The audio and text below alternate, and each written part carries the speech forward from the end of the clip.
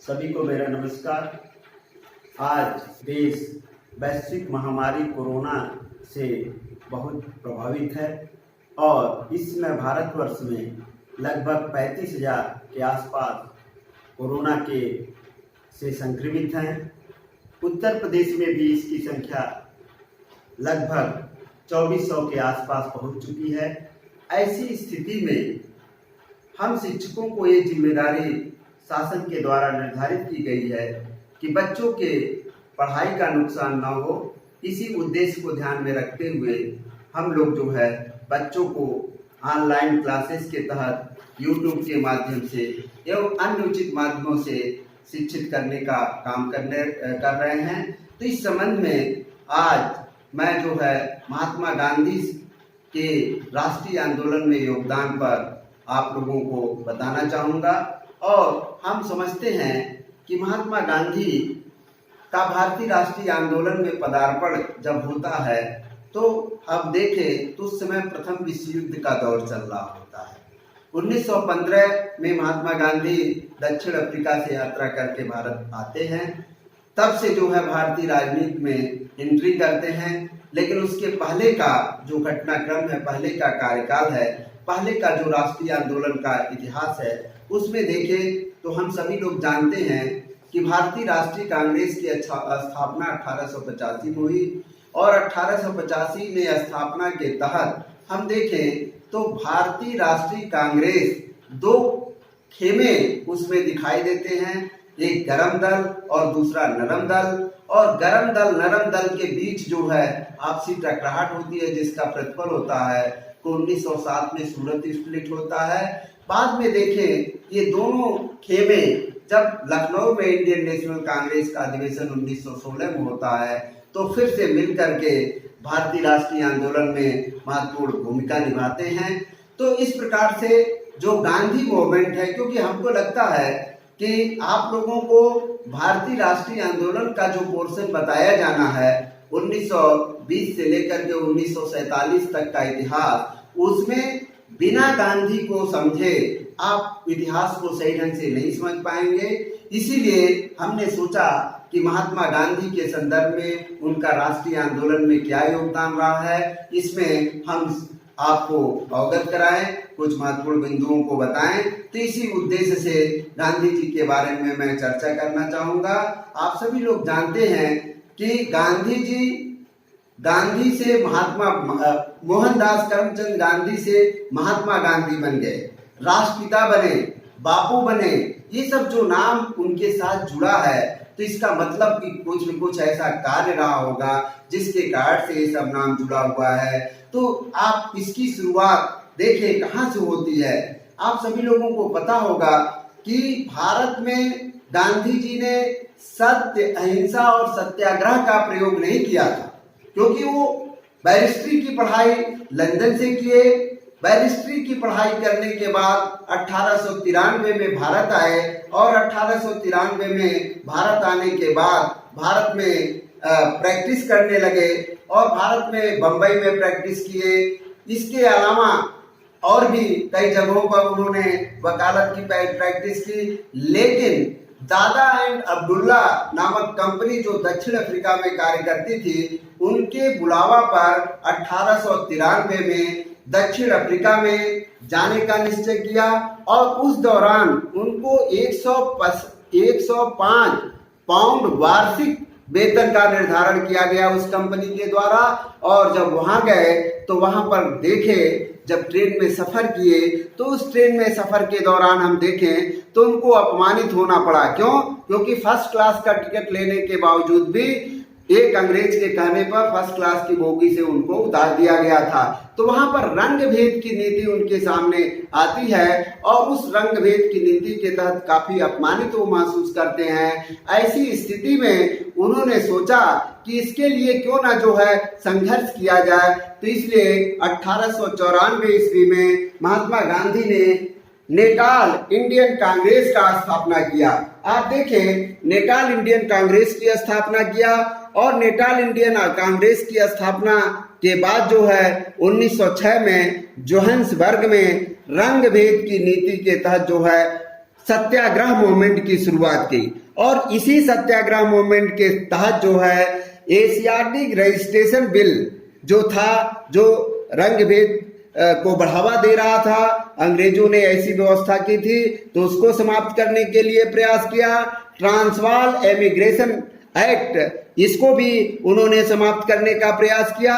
तो इस प्रकार से जो है गांधी जी ने दक्षिण अफ्रीका में सत्य, अहिंसा और सत्याग्रह का प्रयोग किया, क्योंकि दक्षिण अफ्रीका में वह चाहते थे कि कम से कम जो है, जो भारतीय लोग हैं और जो वहां के मूल निवासी हैं, उनके द्वारा अंग्रेजों का किसी प्रकार का अत्याचार ना हो। इसी उद्देश्य से वहां पर जो है नेटाल इंडियन कांग्रेस के माध्यम से जो है आगे आंदोलन को बढ़ाया और इसके लिए उन्होंने काफी संघर्ष किया। और उसी संघर्ष के दौरान वहां पर जो है फोनिक्स आश्रम की स्थापना किया और लियो टॉलस्टॉय आश्रम की भी स्थापना की।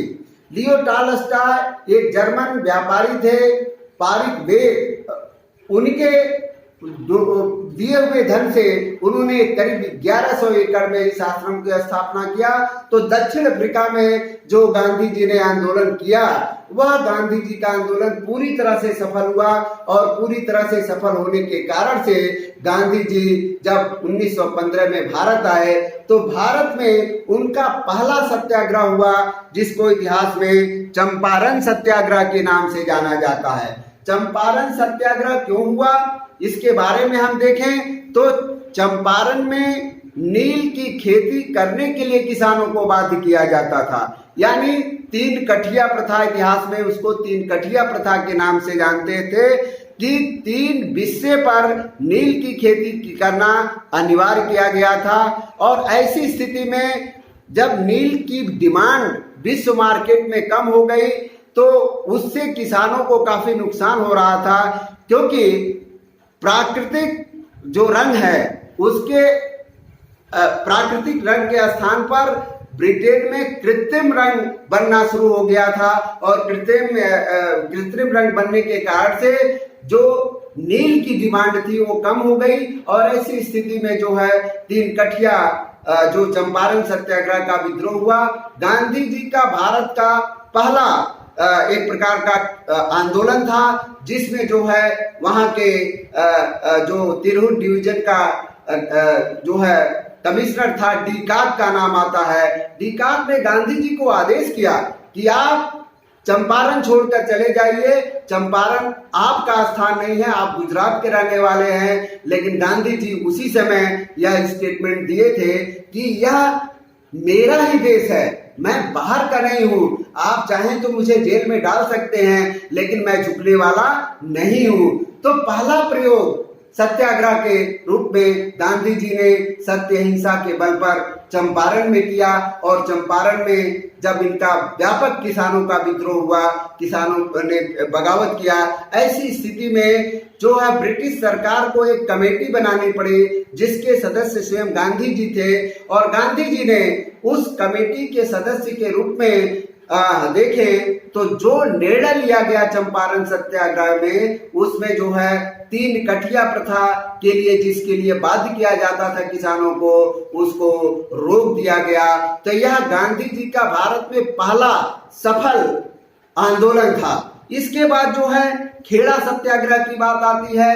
आप सभी लोग जानते होंगे, खेड़ा में पहले तो 1918 में 17 में अनावृष्टि हो गई, उसके बाद अतिवृष्टि हो गई, फसल पूरी तरह से बर्बाद हो गए। इसके बाद भी कर लगाने की व्यवस्था की गई। तो गांधी जी ने खेड़ा गुजरात में पड़ता है, वर्तमान समय में मानचित्र में देख सकते हैं, यहाँ पर खेड़ा है।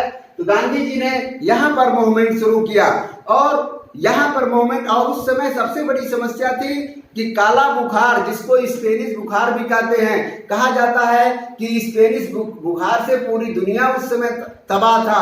और भारतवर्ष में खास करके खेड़ा में प्लेग का भयंकर प्रकोप था। ऐसी स्थिति में जो है जो है किसानों की स्थिति बहुत दयनीय थी और किसानों की इस दयनीय स्थिति में जो है उन्होंने कहा कि कर को माफ कर दिया जाए और इस आंदोलन में भी गांधी जी को सफलता मिली।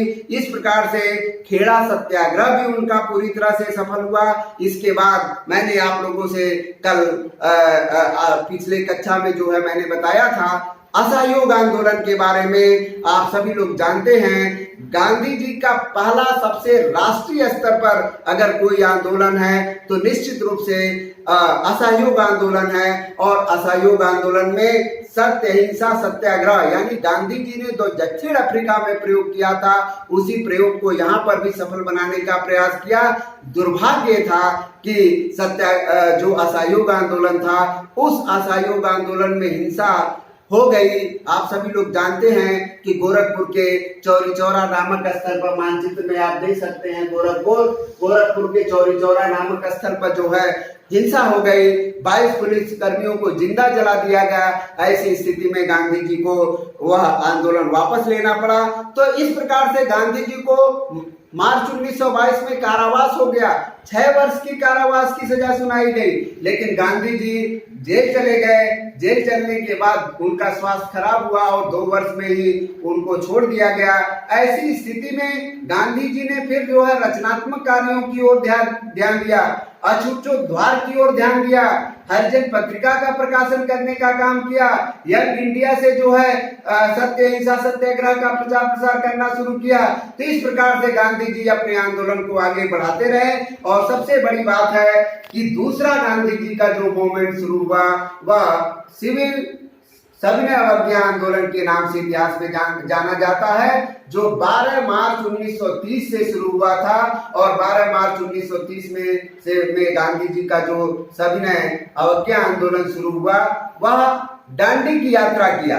साबरमती आश्रम की स्थापना पहले किया।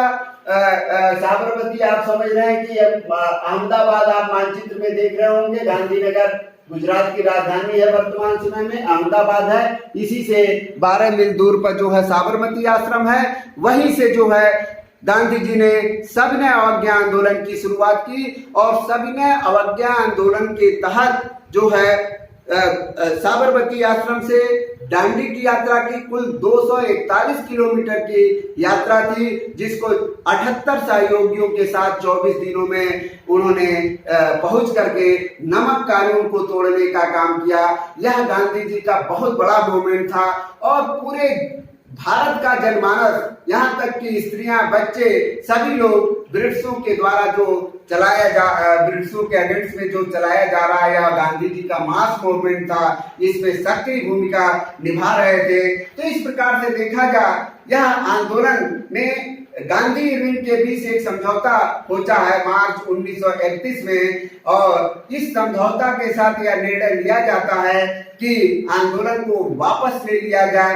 गांधी जी के समझौता के साथ वापस हो गया, लेकिन जब इरविन भारत से वायसराय के रूप में थे तब तक तो आंदोलन वापस ले लिया गया, इसमें कोई शक नहीं है। लेकिन जब उसके बाद दूसरा वायसराय आ गया तो वह जो है उसको जो समझौता हुआ था गांधी इरविन का उसको निरस्त कर दिया। ऐसे स्थिति में महात्मा गांधी को पुनः जो है सविनय अवज्ञा आंदोलन छेड़ना पड़ा। तो इस प्रकार से करीब 3 बार गांधी जी का यह अवज्ञा आंदोलन चला है 3 चरणों में। और तीसरा जो चरण था व्यक्तिगत सविनय अवज्ञा आंदोलन के रूप में इतिहास में जाना जाता है। इस प्रकार से गांधी जी का सविनय अवज्ञा आंदोलन जो है मास मूवमेंट के रूप में, पहला तो असहयोग आंदोलन मास मूवमेंट था, दूसरा जो है सविनय अवज्ञा आंदोलन के रूप में मास मूवमेंट था। तो इस प्रकार से गांधी जी का जो है योगदान जो है राष्ट्रीय आंदोलन में बढ़ता जा रहा था। ऐसी स्थिति में सविनय अवज्ञा आंदोलन को जब 1934 में वापस लिया गया तो हम देखें तो 1935 में भारत सरकार अधिनियम आता है, यानी अंग्रेजों ने भारतीयों को सहूलियत देने की परंपरा और भारतीय प्रांतों को सहूलियत देने की व्यवस्था शुरू की। इस प्रकार से 1935 का अधिनियम आता है, उसके तहत चुनाव होता है और इसके साथ साथ जो है विश्व परिदृश्य का उस समय माहौल बदलता है। आप सभी लोग जानते होंगे कि 1939 में द्वितीय विश्व युद्ध की शुरुआत हो जाती है, जो 1939 से शुरू होती है, 1945 तक चलती है। और इसी दौरान गांधी जी का जो सबसे बड़ा जन आंदोलन था, जिसको कह सकते हैं, वह भारत छोड़ो आंदोलन के नाम से जाना जाता है। और भारत छोड़ो आंदोलन एक ऐसा आंदोलन था जिसमें भारत के मैक्सिमम भूभाग, मैक्सिमम क्षेत्रों में मैक्सिमम स्त्री पुरुष, मैक्सिमम जनता ने बढ़ चढ़ करके भाग लिया।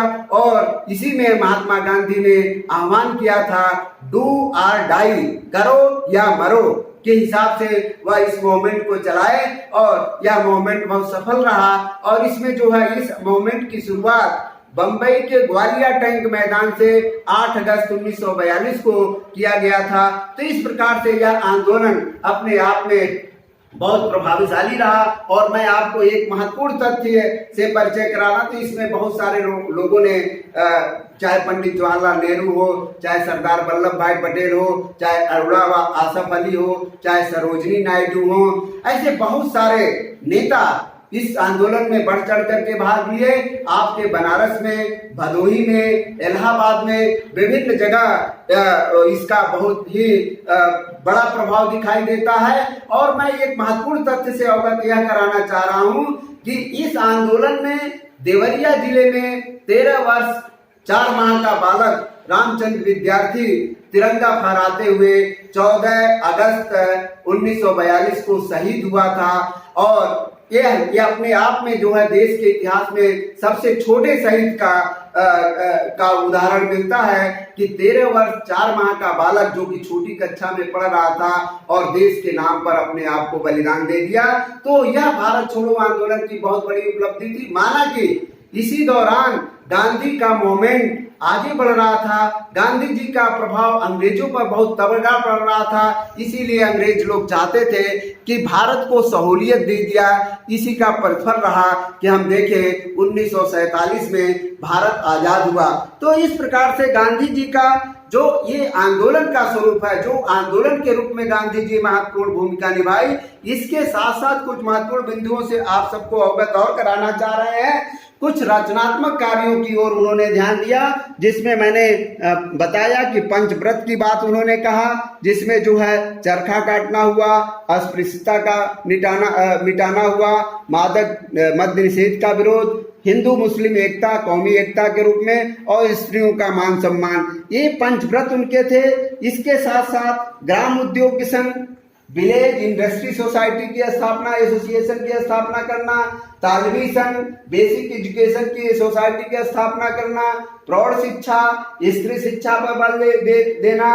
इसके अलावा ग्राम स्वराज का आधार स्तंभ जो है गो रक्षा संघ, काउ प्रोटेक्शन सोसाइटी की भी इन्होंने स्थापना किया।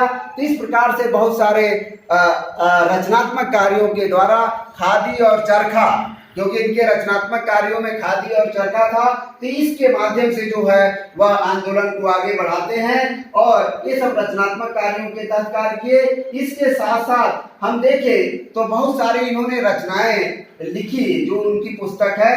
जैसे कि 1908 में हिंद स्वराज को लिखा, जिसका प्रकाशन 1909 में हुआ। या 10 दिन जब इंग्लैंड से दक्षिण अफ्रीका को आ रहे थे तो उसी दौरान इन्होंने इसको लिखा था, 10 दिन में लिखा था हिंद स्वराज, जो एक बहुत महत्वपूर्ण दस्तावेज है। इसके अलावा माय एक्सपेरिमेंट विद दैट, जो उनकी आत्मकथा है, उसको उन्होंने लिखा। मेरे सपनों का भारत उन्होंने लिखा। पंचायती राज पर पुस्तक लिखा, सर्वोदय लिखा, ग्राम स्वराज लिखा, बुनियादी शिक्षा लिखा। इसके साथ साथ जो है पत्रिकाएं जैसे यंग इंडिया है, हरिजन हुआ, इसके माध्यम से भी वह आंदोलन को आगे बढ़ाते हैं। इसके साथ साथ जो प्रमुख आश्रमों की स्थापना की उसके बारे में मैं आप सबको बता देना चाहता हूं। जैसे फोनिक्स आश्रम, ये 100 एकड़ में डरबन से 14 मील दूर दक्षिण अफ्रीका में स्थापित इन्होंने किया था। टॉलस्टॉय आश्रम जो 1100 एकड़ में था, 1910 ईस्वी में इसकी स्थापना हुई थी दक्षिण अफ्रीका में। सेवाश्रम आश्रम यह जो है अहमदाबाद से के समीप कोचरब में इसको स्थापित 1915 में महात्मा गांधी ने किया था। साबरमती आश्रम की स्थापना 1920 में कोचरब से थोड़ी दूरी पर अहमदाबाद के थोड़ा सा बगल में पड़ता है तो वहां पर स्थापित किया था। इसके अलावा सेवाग्राम नामक स्थल पर भी इन्होंने आश्रम किया था जो 1921 में स्थापित किया था, जिसको विनोबा भावे को बाद में इन्होंने जिम्मेदारी सौंपा। इसके साथ साथ मैं आपको यह भी बताना चाहता हूं कि उन्होंने महिला उत्थान के बारे में सोचा। आज महिलाओं की उम्र के बारे में कही जाती है कि 18 वर्ष की वयस्क होती हैं, लेकिन महात्मा गांधी के हिसाब से उस समय 15 साल विवाह का उम्र उन्होंने निर्धारित किया था, क्योंकि उस समय ज्यादातर महिलाओं की शादी बचपन में हो जाया करती थी, इसीलिए 15 साल उन्होंने निर्धारित किया था। सती प्रथा का उन्होंने विरोध किया था कि सती प्रथा जैसी बुराई नहीं होनी चाहिए, इसका भी विरोध किया था। और दहेज प्रथा यह इसको आक्रमण की निशानी मानते हैं। यह इस जो दहेज प्रथा उस समय थी, जो कि आज भी अभी चल रहा, समाप्त नहीं हुआ है, तो उसको आक्रमण की निशानी मानते हैं। वेश्यावृत्ति चाहे पुरुष हो चाहे स्त्री है, दोनों का इसमें पतन होता है। इस हिसाब से जो है वेश्यावृत्ति को भी उन्होंने कटु आलोचना की। तो इसके साथ साथ महिलाओं की शिक्षा पर उन्होंने बल दिया। महिलाओं के आत्मनिर्भर होने के लिए खादी चरखा की बात कही, तो इन सब चीजों पर उन्होंने ध्यान दिया। इसके साथ साथ वह सबसे जो प्रमुख बात है, उस समय के दौर में अछूतोद्धार के लिए महत्वपूर्ण काम किया, क्योंकि भारत की सोसाइटी में छुआछूत की भावना बहुत ज्यादा थी। दलितों के साथ, शोषितों के साथ उच्च जाति के लोगों द्वारा बहुत अत्याचार होता था। इसीलिए वह जो है गांधी जी के अनुसार यह 100 सिर वाला दैत्य के समान है, यानी अछूत का जो भाव रखने वाला ये दृष्टिकोण है वह कैसा है, 100 सिर रखने वाला दैत्य के समान, ऐसा गांधी जी का विचार था।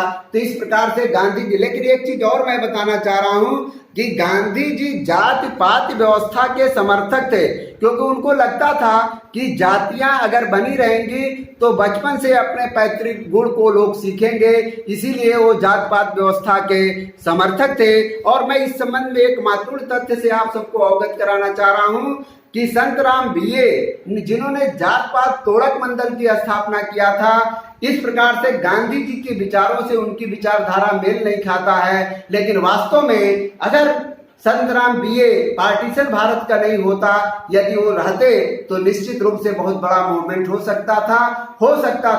भारत की जातिवादी व्यवस्था में काफी परिवर्तन आता, लेकिन गांधी जी उस व्यवस्था के पोषक थे, मैं ये बताना चाह रहा हूं। इसके साथ साथ वह ग्राम स्वराज की बात करते हैं, यानी ग्राम का कैसे उत्थान हो इसकी बात करते हैं। अंत्योदय की से सर्वोदय की बात करते हैं। गांव को आत्मनिर्भर बनाना चाहते हैं। पशुपालन और कपास उत्पादन की बात करते हैं। गांव में खेल के मैदान होने की बात करते हैं। स्कूल की बात करते हैं, ताकि गांव की जरूरतें गांव में ही पूरी हो जाए, कहीं बाहर ना जाना पड़े। इसीलिए वह ग्राम स्वराज लाना चाहते हैं। इस संबंध में हम देखें तो 29 जनवरी 1948 को आप सभी लोग जानते हैं कि 30 जनवरी 1948 को गांधी जी को नाथूराम गोडसे ने गोली मार दिया था, जिसके कारण से उनकी मौत हो गई थी। लेकिन 29 जनवरी 1948 को अंतिम नोट में उन्होंने लिखा था कि भारत राजनीतिक स्वतंत्रता प्राप्त कर ली है, भारत राजनीतिक स्वतंत्रता प्राप्त कर ली है, किंतु 7 लाख गांवों के लिए सामाजिक, आर्थिक और नैतिक स्वतंत्रता प्राप्त करना अभी बाकी है। वास्तव में बहुत अच्छी सोच वो रखते थे, क्योंकि वास्तव में वो ग्राम स्वराज स्थापित करना चाहते थे, गांव के लोगों का विकास करना चाहते थे। इसलिए ग्राम की स्वतंत्रता होना बहुत जरूरी है, इस पर उन्होंने बल दिया। इसके साथ साथ वह मास प्रोडक्शन के विरोधी थे। मास प्रोडक्शन का मतलब फैक्ट्री में, इंडस्ट्री में जो वस्तुएं बनती है उसका वह विरोध करते थे। वह कहते थे प्रोडक्शन बाय द मासेस होना चाहिए, यानी जनपुंज के द्वारा प्रोडक्शन होना चाहिए। पर मैन के द्वारा प्रोडक्शन होना चाहिए, न कि जो है इंडस्ट्री के द्वारा प्रोडक्शन होना चाहिए। इसीलिए वह खादी चरखा पर बल देते हैं, इसीलिए वो ग्राम स्वराज की बात करते हैं। तो इस प्रकार से गांधी जी ने अपने राष्ट्रीय आंदोलन में बहुत सारे रचनात्मक कार्यों के द्वारा भी बहुत सारे सुधार करने का काम किया। इतिहासकार आर्नल्ड टॉयनबी ने गांधी जी के संबंध में अपना विचार देता है। वह कहते हैं कि मैं जिस पीढ़ी में उत्पन्न हुआ हूँ वह पीढ़ी हिटलर एवं स्टालिन का ही नहीं अपितु भारत में गांधी की भी पीढ़ी है।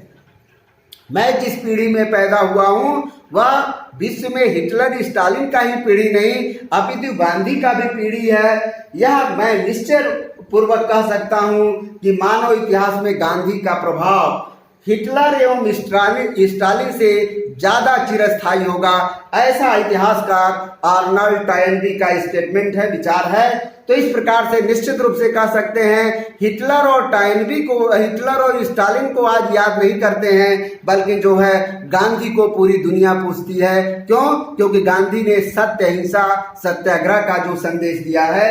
लॉर्ड लिथगो ने गांधी के संदर्भ में कहा है कि ये पॉलिटिकल ब्लैकमेलर यानी राजनीतिक फिरौती वाले नेता हैं, ऐसा उन्होंने कह करके उनकी आलोचना की है। इसके साथ साथ जो महत्वपूर्ण और बातों को मैं बताना चाहता हूं, जॉन पॉल सार्त्र ने महात्मा गांधी के संदर्भ में कहा है, यदि विश्व में एक बूंद रक्त बहाए बिना कुछ प्राप्त करने का एक सपना किसी दर्शन में है तो वह गांधी दर्शन में है। यानी कितनी बड़ी बात कह दी कि बिना खून बहाए अगर किसी दर्शन में कुछ प्राप्त करने की बात है तो निश्चित रूप से वह गांधी दर्शन में है। और वास्तव में गांधी जी किसी दर्शन के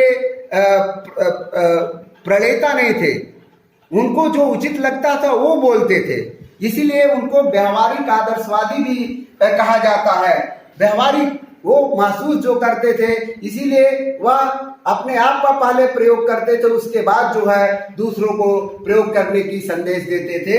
ऐसे इनके उदाहरण मिलते हैं। गांधी जी आगे स्वयं कहते हैं कि आज जो मेरे विचार हैं कल उन्हें बदल सकता हूं। आज जो मैं कह रहा हूं कल मैं बदल सकता हूं। मेरे पास सीखने के लिए सिखाने के लिए कुछ नहीं नया नहीं है। सत्य और अहिंसा उतने ही प्राचीन हैं जितने पहाड़ियां, यानी जो पहाड़ की प्राचीनता जितनी है उसी प्रकार से सत्य अहिंसा भी पूरे विश्व में उतने ही प्राचीन है। तो इस प्रकार से मैं कुछ नया चीज नहीं बताना चाहता हूं, मैं वही बताना चाहता हूं जो है पहले से है, बस उसका मैं प्रयोग करता हूं। इसीलिए वो कहते हैं मेरा जीवन ही मेरा संदेश है। ये बात गांधी जी कहते हैं। दक्षिण अफ्रीका में जनरल स्मट्स जो कि इसका गांधी जी का विरोधी था, और गांधी जी जब दक्षिण अफ्रीका में रंगभेद की नीति के तहत आंदोलन कर रहे थे तो जनरल स्मट्स ही उनको एक प्रकार से उनके आंदोलन को तोड़ने का प्रयास कर रहा था। तो गांधी जी जब वहां से चलने लगे तो जनरल स्मट्स को अपने हाथ से बना हुआ जूता प्रदान किए, और ऐसी स्थिति में जनरल स्मट्स ने कहा था यह मेरा सौभाग्य है कि मुझे एक ऐसे व्यक्ति का विरोध करना पड़ा है जिसे मैं खुद सम्मान की दृष्टि से देखता हूं। उन्होंने कभी किसी घटना में मानवीय पक्षों को नहीं भूला। ये बहुत बड़ी बात है कि गांधी जी ने मानवतावादी दृष्टिकोण हमेशा रखा, मानवीय पक्ष को नहीं भूला। जहां पर हिंसा की बात होती थी आंदोलन को वापस ले लेते थे। ऐसी विचारधारा गांधी जी की थी। इसीलिए गांधी जी के जो विरोधी थे वो भी गांधी जी को सम्मान की दृष्टि से देखते थे। और इसीलिए आगे हम देखें तो गांधी जी की विचारधारा और भी महत्वपूर्ण मुद्दों पर बहुत सारी बातें उन्होंने कही है, जैसे पूंजीवाद साम्यवाद, यानी पूरे विश्व में दो प्रकार की विचारधारा है, एक कैपिटलिज्म की और दूसरा जो है कम्युनिज्म की या सोशलिज्म की कह सकते हैं। गांधी जी का इन दोनों विचारधाराओं पर जो है दृष्टिकोण स्पष्ट है। वो कहते थे कि ये दोनों विचारधारा अपने आप में परफेक्ट नहीं है, दोनों ही समाज के लिए नुकसानदायक है। इसीलिए उनके हिसाब से जो तीसरी विचारधारा है वो ट्रस्टीशिप की विचारधारा है, यानी पूंजीपतियों को गरीबों का ट्रस्टी होना चाहिए, ये बात कहना चाहिए। और पूंजीपति कौन? पूंजीपति का मतलब ये नहीं होता कि उसकी निजी संपत्ति हो, क्योंकि वो निजी संपत्ति का विरोधी भी है। निजी संपत्ति वो नहीं चाहते हैं कि पूंजीपतियों के पास हो, लेकिन इन सब के बावजूद भी वह निर्धनों की ट्रस्टी होने का मतलब कि एक दूसरे के सहयोग के साथ आगे बढ़ने की बात करते हैं। इस प्रकार से गांधी जी का दृष्टिकोण था पूंजीवाद और साम्यवाद के रूप में। इसके साथ साथ वह सतत विकास की बात करते हैं।